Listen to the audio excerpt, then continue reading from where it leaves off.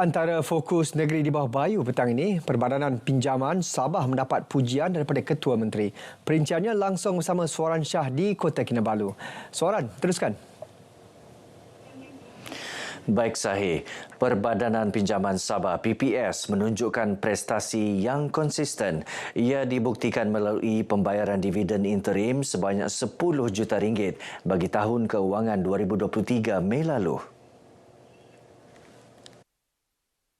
Kecemerlangan PPS mendapat pujian Ketua Menteri Datuk Seri Panglima Haji Jinor ketika berucap dalam Majlis Perasmian Program Cashless Tuaran di Pusat Perkhidmatan Pelanggan PPS Tuaran. PPS merupakan antara agensi kerajaan negeri yang mampu membayar dividen kepada kerajaan negeri dalam penyampaian perkhidmatannya.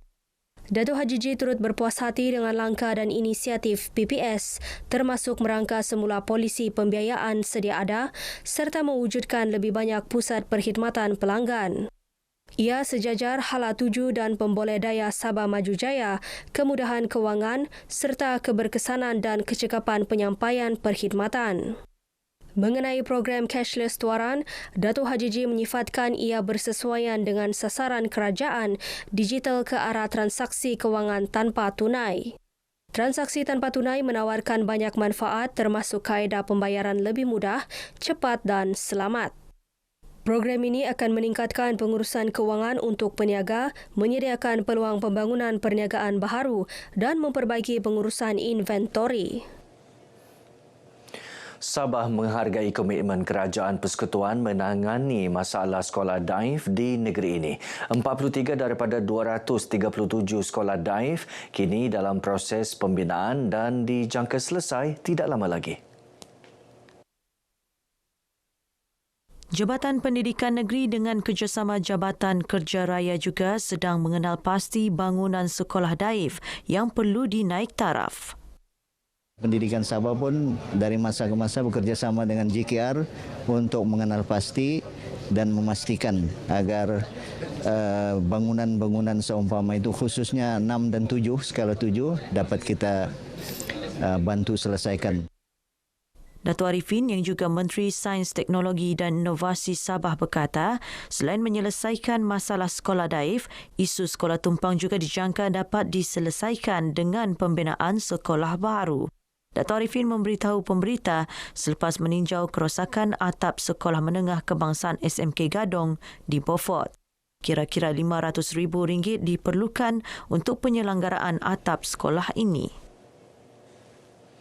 Penubuhan Pusat Pembangunan Kelestarian dan Kapasiti Sabah antara persiapan mendidik masyarakat mengenai kepentingan melindungi kepelbagaian hayat. Ia sejajar Pelan Hala 7 dan Pelan Induk Tenaga Sabah 2040 untuk menangani keperluan tenaga dan daya tahan negeri sehingga 2040.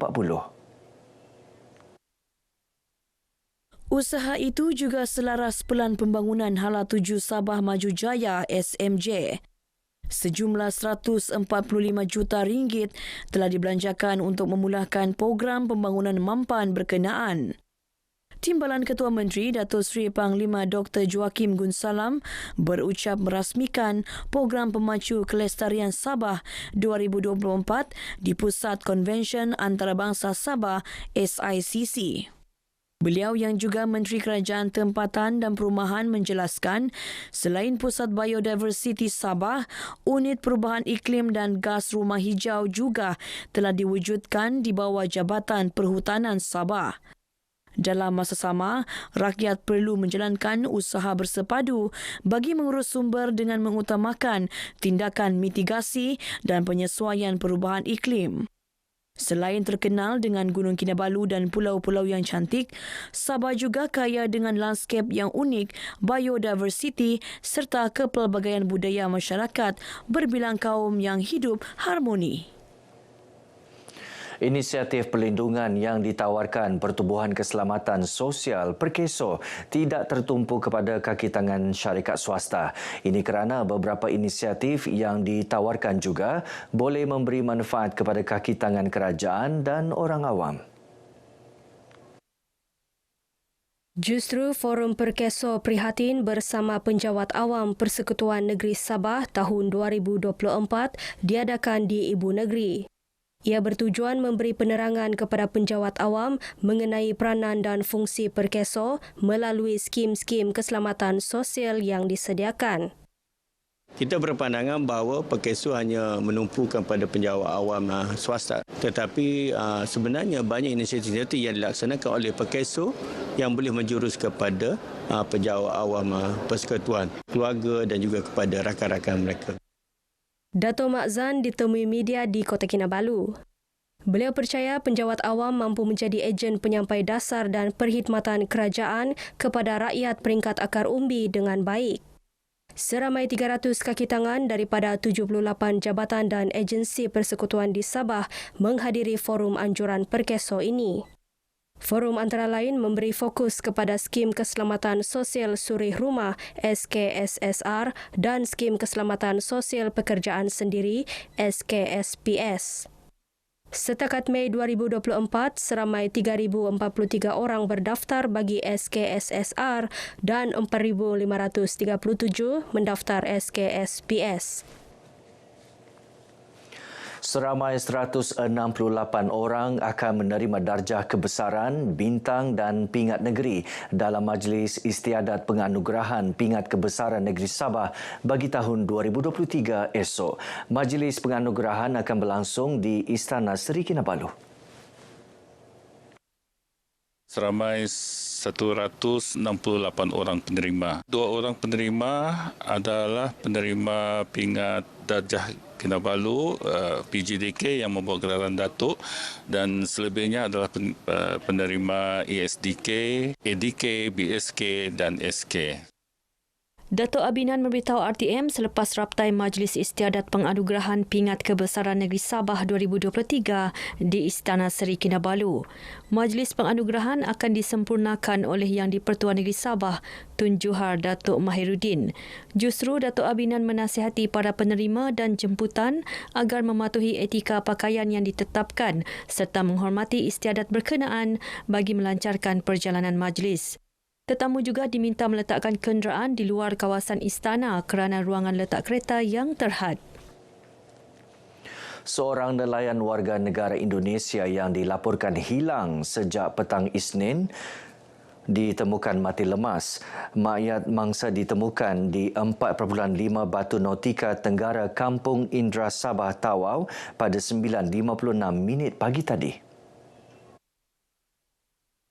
Hari ini adalah hari kedua, iaitu hari kedua pencarian dan kami telah menemui mangsa di sekitar perairan Pulau Kalumpang yang dijumpai oleh penduduk kampung. Mangsa dikenali Ibnu Hajar Mustamar, 33 tahun, dikatakan hilang selepas keluar memukat ikan bilis di Bagang sekitar perairan Kalumpang. Tanggal 10 bulan 6 2024 jam 10 begitu, setelah penduduk kampung membuat pencarian, dorang menemui bot abang saya lah yang tengah hanyut di laut. Tapi mangsa tidak dijumpai. Jadi saya terus buat lapor polis lah di Bandar Seri Indah. Operasi mencari dan menyelamat segera digerakkan, terdiri 60 anggota bomba dan penyelamat Tawau, Polis Marin, TLDM dan APM Tawau sejurus selepas laporan kehilangan mangsa diterima. Justru nelayan di Tawau diingatkan agar sentiasa berwaspada ketika menjalankan aktiviti laut ketika cuaca buruk bagi mengelak kejadian yang tidak diingini berlaku.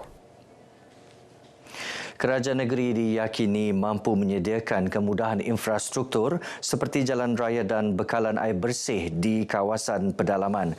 Kemudahan seumpama penting untuk keselesaan penduduk termasuk di perkampungan terpencil sekaligus meningkatkan sosioekonomi rakyat. Dua isu berkenaan telah disenarai sebagai isu mendesak yang menjadi fokus utama kerajaan negeri untuk diselesaikan segera. Demikian menurut pengerusi Kor Nelayan Sabah, Kong Sun Choi, yang juga Ketua Pergerakan Wira Muda Parti Solidariti Tanah Airku STAR.